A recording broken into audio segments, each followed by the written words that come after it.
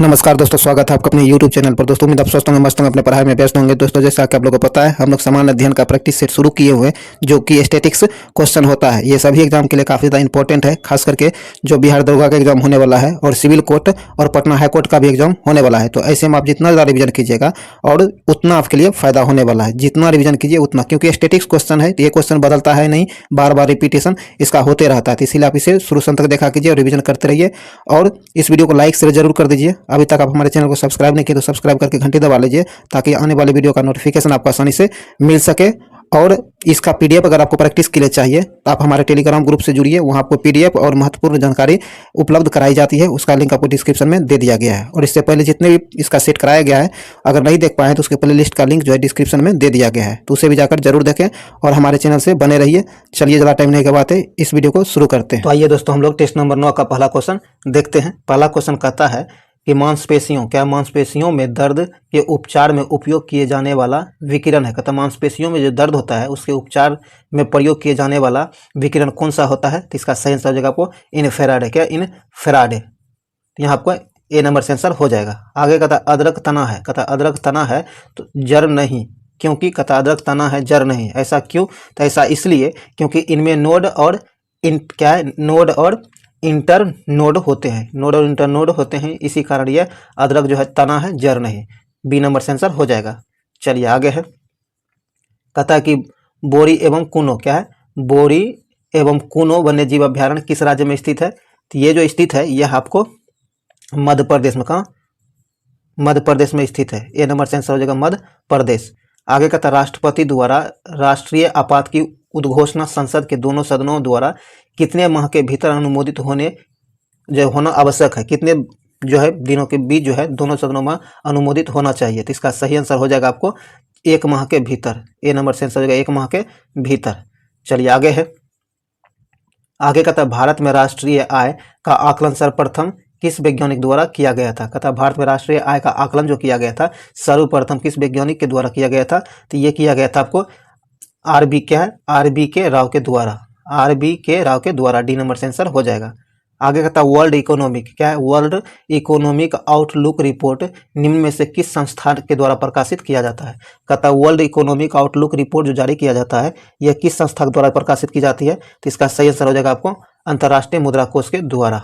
D number से answer हो जाएगा अंतर्राष्ट्रीय मुद्रा कोष के द्वारा। चलिए आगे है। आगे कहता जल का अधिकतम घनत्व होता है। जल का अधिकतम घनत्व जो होता है ये आपको 227 कैलोरी पर होता है, सॉरी 277 कैलोरी पर। बी नंबर से आंसर हो जाएगा। चलिए आगे है। आगे कहता सूची 1 को सूची 2 से मिलान करना है। तो आइए देखते हैं। कहता लैक्टिक अम्ल जो है ये किस में पाया जाता है? तो लैक्टिक अम्ल जो है ये आपको दूध में पाया जाता है। कहाँ? दूध में पाया जाता है। तो ये आपको 3 से मिल जाएगा। ए मिल जाएगा 3 से। एसिटिक अम्ल जो है एसिटिक अम्ल मिल जाता है आपको ये सिरका में। कहाँ? सिरका में एसिटिक अम्ल सिरका में, तो ये आपको 4 से मिल जाएगा।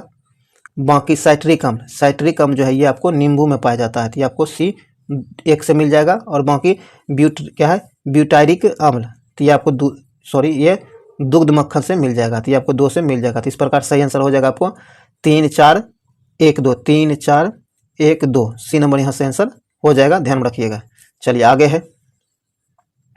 आगे फिर कहता है सूची 1 को सूची 2 से मिलान करने के लिए। था ये देखते हैं। एक तरफ जो है सूची 1 को सूची 2 से मिलाना है, उसका जो है इसकी स्थापना किसके द्वारा किया गया था संस्था का, तो ये आपको मिलान करना है। तो आइए देखते हैं।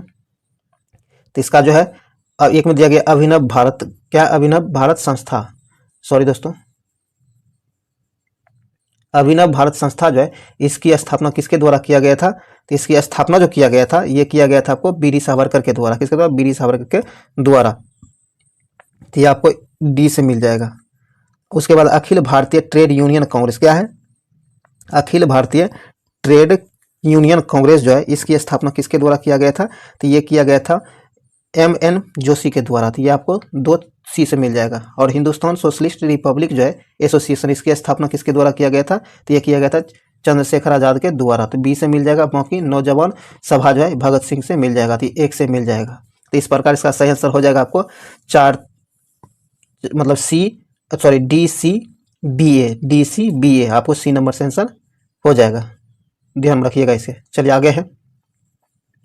आगे कहता है बंग भंग। बंग भंग विरोधी आंदोलन कब प्रारंभ हुआ था, किस तिथि को हुआ था, ये आपको बताना है। तो इसका सही आंसर हो जाएगा आपको 16 अक्टूबर 1905 को। सी नंबर से आंसर होगा 16 अक्टूबर 1905 को। आगे कहता निम्नलिखित में कौन सुमेलित नहीं है, जो सुमेलित नहीं है ये आपको बताना है। तो इसका जो सुमेलन नहीं है ये आपको नहरगढ़ वन्यजीव अभ्यारण्य, ये कर्नाटक, ये सुमेलित नहीं है। तो डी नंबर से आंसर हो जाएगा सुमेलित नहीं है डी, बाकी सब सुमेलित दिया गया है। चलिए आगे है। आगे कहता है कि संविधान के किस अनुच्छेद के तहत सर्वोच्च न्यायालय रिट जारी करता है। कहता संविधान के किस अनुच्छेद जो है उसके अंतर्गत सर्वोच्च न्यायालय रिट जारी करता है। तो ये जो रिट जारी करता है अनुच्छेद 32 के अंतर्गत दिए गए अधिकार से। तो यहाँ आपको ए नंबर से आंसर हो जाएगा अनुच्छेद 32 के आधार पर। आगे कहता है हिंदुस्तान रिपब्लिक एसोसिएशन की स्थापना जो है कहाँ की गई थी। हिंदुस्तान रिपब्लिक एसोसिएशन जो है इसकी स्थापना आपको कानपुर में किया गया था। सी नंबर से आंसर होगा कानपुर। आगे कहता है कोहरा के समय हम लोग किसके कारण देख नहीं पाते हैं। जिसमें कोहरा होता है हम लोग किस कारण से नहीं देख पाते हैं। तो इसका सही आंसर हो जाएगा आपको प्रकीर्णन के कारण नहीं देख पाते हैं। डी नंबर से आंसर हो जाएगा। आगे निम्नलिखित में से कौन सा एक नाइट्रोजन स्थिरीकरण करने वाला जीव नहीं है। कहता निम्नलिखित में से वो कौन सा जीव है जो नाइट्रोजन स्थिरीकरण करने वाला जीव नहीं है। तो इसका सही आंसर हो जाएगा आपको माइकोराइजा। माइकोराइजा जीव जो है ये नाइट्रोजन स्थिरीकरण नहीं करता है। डी नंबर से आंसर हो जाएगा। आगे कहता निम्नलिखित में से कौन सुमेलित नहीं है। जो सुमेलित नहीं है ये आपको बताना है। तो जो सुमेलित है आपको इलाही संबंध की शुरुआत जो है 1582 में, ये सुमेलित नहीं है। सी नंबर से आंसर हो जाएगा जो सुमेलित नहीं है, बाकी सभी सुमेलित है। जजिया कर जो समाप्त किया गया था 1564 में किया गया था, और मजहर की घोषणा आपको 1579 में किया गया था, और फतेहपुर सीकरी का स्थापना 1571 में किया गया था। ये इलाही संबंध की शुरुआत 1582 में नहीं किया गया था। तो ये आपको सी नंबर से आंसर हो जाएगा जो सुमेलित नहीं है। चलिए आगे है। आगे का था निम्नलिखित में से कौन सुमेलित नहीं है। तो इसमें भी वही ढूंढना है जो सुमेलित नहीं है। तो इसका सही आंसर आज हो जाएगा आपको नरसिंह वर्मन। क्या नरसिंह वर्मन प्रथम जो है कांची के कैलाश मंदिर, ये इसके शासनकाल से संबंधित नहीं है। ये डी नंबर से आंसर हो जाएगा जो सुमेलित नहीं है। आगे कहता है कि यदि किसी निश्चित समय अवधि में मूल कहता है यदि किसी निश्चित समय में मूल अवधि और मौद्रिक आय दोगुनी हो जाती है तो वास्तविक आय क्या होगी। तो इस कंडीशन में वास्तविक आय जो है वो परिवर्तित रहेगी। सी नंबर से आंसर हो जाएगा वो परिवर्तित रहेगी। चलिए आगे है। आगे कहता जिला न्यायाधीशों दोस्तों कहता जिला न्यायाधीशों की नियुक्ति कौन करता है। जिला का जो न्यायाधीश होता है इसकी नियुक्ति कौन करता है। तो इसकी नियुक्ति जो करता है आपको राज्यपाल के द्वारा किया जाता है। सी नंबर से आंसर हो जाएगा राज्य के राज्यपाल के द्वारा इसकी नियुक्ति की जाती है। आगे कहता पश्चिमी घाट पर पाई जाने वाली वन्यजीव, पश्चिमी घाट पर पाई जाने वाली वनस्पति का प्रकार है। कहता कि पश्चिमी घाट पर जो वनस्पति पाई जाती है ये किस प्रकार की है। तो ये जो है आपको सदाहरित वनस्पति है। ए नंबर से आंसर हो जाएगा। चलिए आगे है। आगे कहता निम्नलिखित में से किस शासक ने बतापी कोड की उपाधि धारण की थी। इसका सही आंसर हो जाएगा आपको नरसिंह वर्मन प्रथम। आगे कहता 1857 की क्रांति कहता 1857 के क्रांति जो था उसके ठीक बाद कौन सा विद्रोह हुआ था। तो 1857 की क्रांति के ठीक बाद जो विद्रोह हुआ था वह विद्रोह था नील विद्रोह। क्या था, नील विद्रोह। डी नंबर से आंसर हो जाएगा नील विद्रोह। चलिए आगे कहता है निम्नलिखित में से कौन सी समिति चुनाव सुधार से संबंधित है। तो आइए देखते हैं। ये जो है दिनेश गोस्वामी समिति, ये चुनाव सुधार से संबंधित है, सही है। इंद्रजीत गुप्ता यह भी संबंधित है, और बोहरा समिति यह भी संबंधित है। ओम प्रकाश समिति यह संबंधित नहीं है। तो इसका सही आंसर हो जाएगा 1 2 3। हाँ, या डी नंबर से आंसर हो जाएगा 1 2 3। आगे कहता है व्यक्ति का भार उस लिफ्ट में अधिक होगा। कहता है व्यक्ति का भार जो है उस लिफ्ट में अधिक होगा जब वह जब ऊपर की ओर त्वरित होने पर हो, तब व्यक्ति का भार अधिक होगा। सी नंबर से आंसर हो जाएगा। चलिए आगे है। आगे कहता निम्नलिखित में कौन सुमेलित नहीं है। क्या है, कौन सुमेलित नहीं है ये आपको बताना है। तो आइए देखते हैं। तो इसका सही आंसर आपको लोधी वंश जो है इसके संस्थापक इब्राहिम लोधी है, यह आपको सुमेलित नहीं है। बी नंबर से आंसर हो जाएगा। चलिए आगे कहता है तुजुक ए बाबरी का फारसी में अनुवाद किसने किया था। तुजुक ए बाबरी जो है इसका फारसी में अनुवाद किसने किया। तो आपको अब्दुल रहीम खान खन्ना के द्वारा किया गया था। सी नंबर से आंसर हो जाएगा। चलिए आगे है। आगे कहता है निम्नलिखित में से कौन क्षोभ मंडल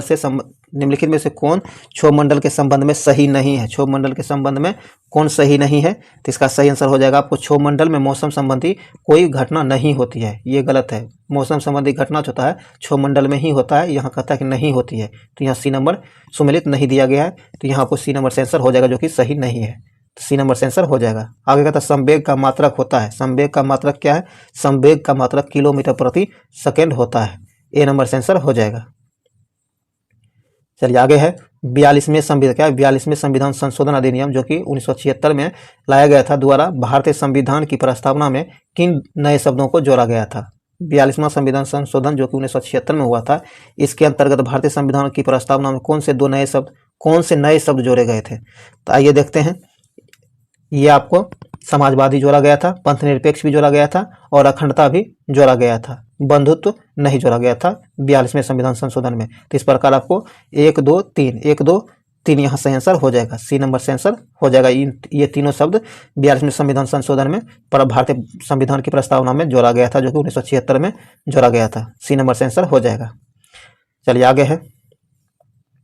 आगे कहता है भगत सिंह क्या? भगत सिंह एवं बटुकेश्वर दत्त के द्वारा कहता है भगत सिंह और बटुकेश्वर दत्त ने केंद्रीय विधानसभा में किसके विरोध में बम फेंके थे? तो इसका सही आंसर हो जाएगा आपको ट्रेड डिस्प्यूट बिल और पब्लिक सेफ्टी बिल, इन दोनों बिलों के विरोध में विधानसभा में भगत सिंह और बटुकेश्वर दत्त ने मिलकर बम फेंका था। तो यहाँ डी नंबर से आंसर हो जाएगा।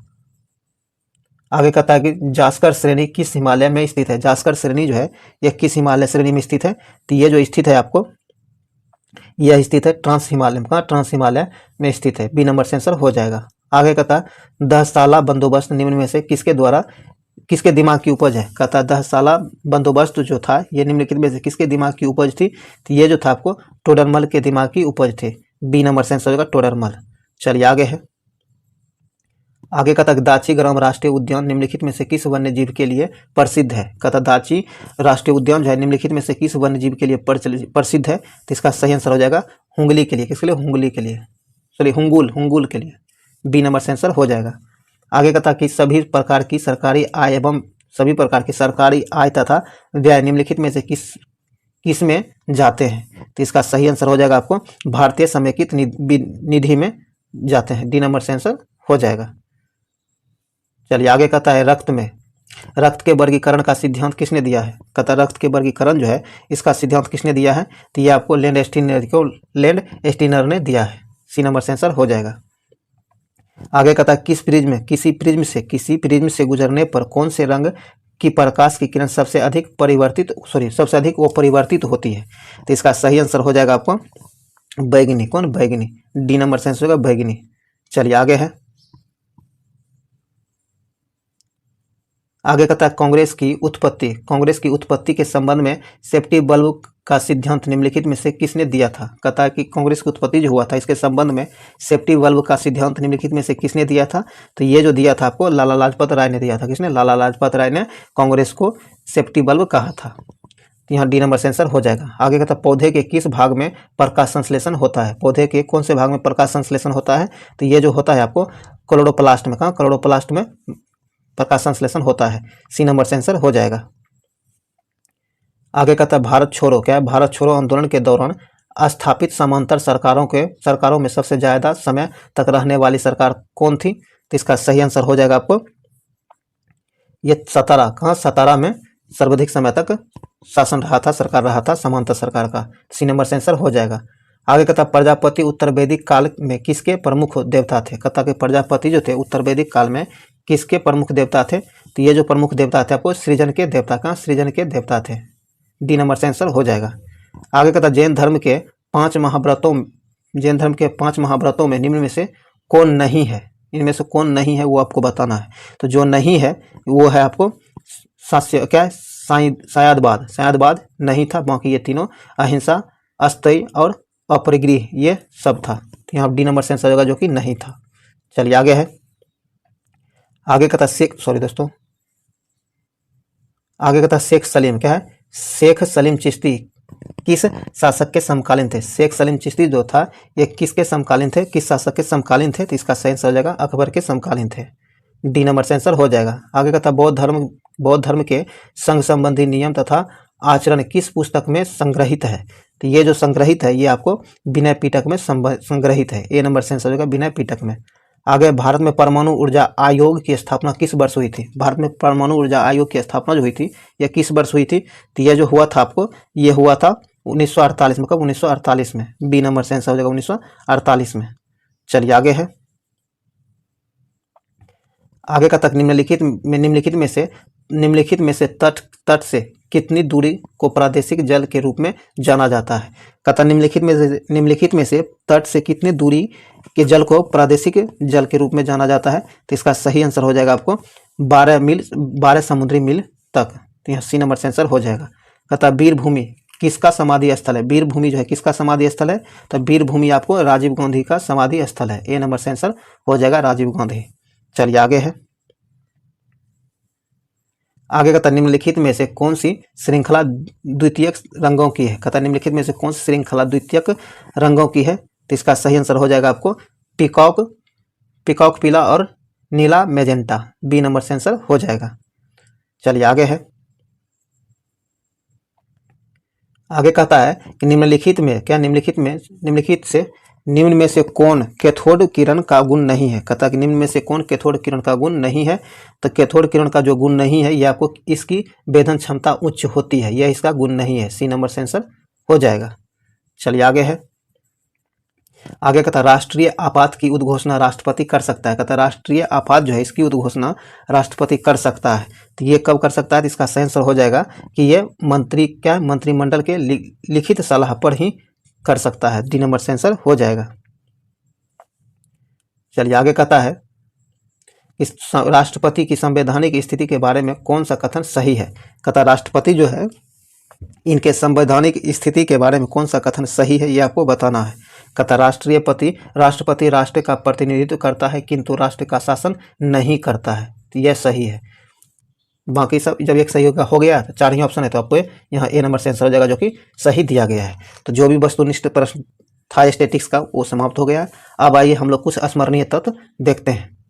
दोस्तों ये वीडियो काफ़ी ज़्यादा इंपॉर्टेंट है क्योंकि आपको पता है कि ये जो सिर्फ इसमें स्टैटिक्स क्वेश्चन को ही शामिल किया गया है, तो इसीलिए काफ़ी ज़्यादा इंपॉर्टेंट है। इसे मिस नहीं कीजिए, शुरू तक देखिए और इस वीडियो को लाइक शेयर जरूर कर दिया कीजिए ताकि हमें भी मोटिवेशन मिले आप लोगों के लिए काम करने के लिए और इसी तरह अच्छा से अच्छे वीडियो आपके लिए लाते रहे। और अभी तक आप हमारे चैनल को सब्सक्राइब नहीं किया तो सब्सक्राइब करके घंटे जरूर दबा लीजिए ताकि आने वाले वीडियो का नोटिफिकेशन आपको आसानी से मिल सके।